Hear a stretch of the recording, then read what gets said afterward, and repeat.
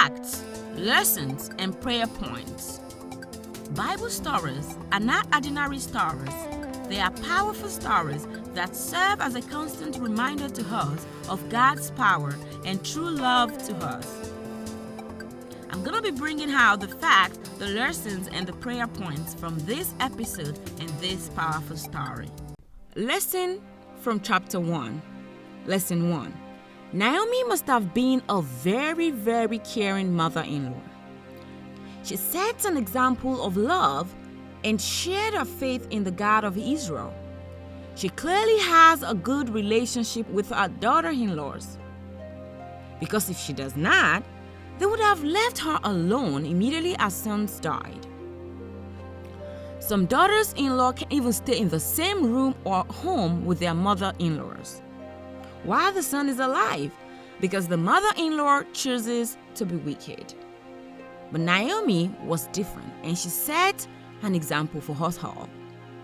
Don't be a wicked mother-in-law. And to everybody, don't be a wicked person. Love people and love God. Lesson 2. Naomi was a considerate person. She wished them well. She wanted them to remarry and have children. That was why she stopped them and advised them and also prayed for them. Take note of that. She loved them so much. She also prayed for them. She wished them well. And she gave them the farewell speech at the beginning of the journey. She was not desperate to keep them with her. They had not traveled far when Naomi stopped and spoke to her daughters-in-law. She said, "You don't have to leave your country and travel with me to a strange land. Go back to your mother's house with your family and friends. May the Lord show you favor." But Ruth loved her mother-in-law. Ruth begged to stay and take care of Naomi, even if it meant rejection from Naomi's relatives.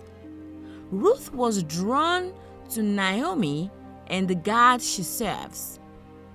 She was ready to risk it all. That right there speaks volume of the relationship between them and the character of Naomi. It shows that from your good character, you can win souls for Christ.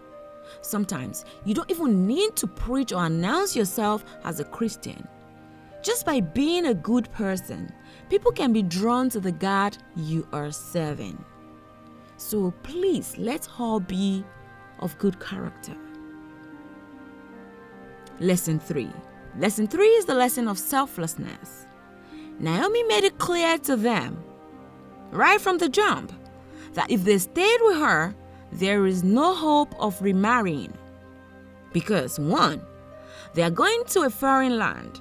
They might not be accepted. 2, she's too old to remarry.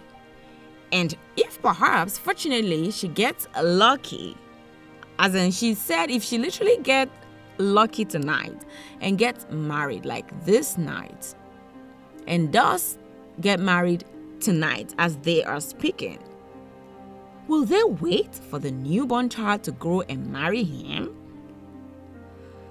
No. So Ruth has a full understanding of what she's going into. She was obviously not planning to remarry. She decided to follow her mother-in-law. She was not even thinking about moving on personally. Clearly, she wanted to dedicate the rest of her life to taking care of the old widow, Naomi. What we see here is selflessness in Ruth. She followed her mother-in-law even though her husband was dead. She does not even have to. And she does not have to give account to anyone. Her husband is dead. But because she loved her and she was selfless, she followed her to a foreign land. Ruth also said to her, "Don't urge me to leave you or to turn back from you. Where you go, I will go. And where you stay, I will stay. Your people will be my people, and your God will be my God. Where you die, I will die, and there I will be buried. May the Lord deal with me, be it ever so severely, if even death separates you and me. Like, guys, honestly, let's take a break here and come on, just listen to that again. That is powerful. That is serious. Honestly, that is rare. It was a very, very deep love that Ruth and Naomi shared.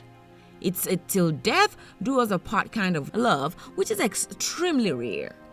It's hard to come by. It's almost non-existent in today's society. She loves her to death. Many people don't even love their spouse. They don't even love their children, their family, or so-called loved ones, unquote, genuinely.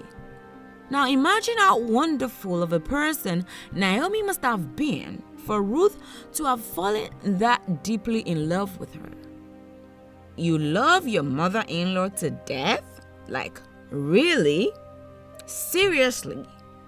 Just let's all take a break and think about this. Naomi has a heart of gold. Human being will not even like you genuinely, talk less of love you. Loving someone to death is on another level. Naomi's character is commendable, and Ruth reciprocating the love back to Naomi is commendable.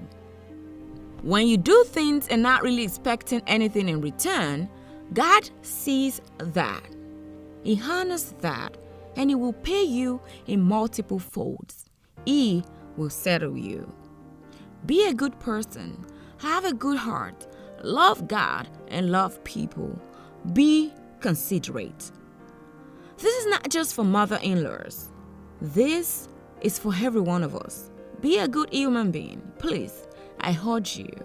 It pays. Lesson 4. Ruth was a Moabite. Moabites were descendants of Lot, but they were idolaters. The god they worshipped was Chemosh. Remember that Ruth said, "Your God will be my God." That is a powerful statement. So who is Naomi's God? That is the next question. The question is, who is Naomi's God? Naomi is an Israelite. Israelites worships Almighty God, Yahweh. Ruth accepts to worship the Almighty God as a God. The King of Kings, the God of Israel, the one that splits the Red Sea, the Ancient of Days. And God honors that. Ruth was willing to lay down her future to care for Naomi. We see a very unselfish woman who was humble and sincere. God is always at work in our lives, in the good and the bad experiences. What we might consider bad might not be eternally bad, but a blessing. God has a plan for our lives. Seek Him and He will fill you with love and unselfishness.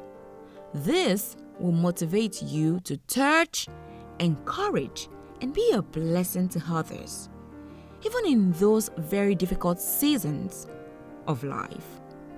God searches the depth of our heart for the beauty that lies within.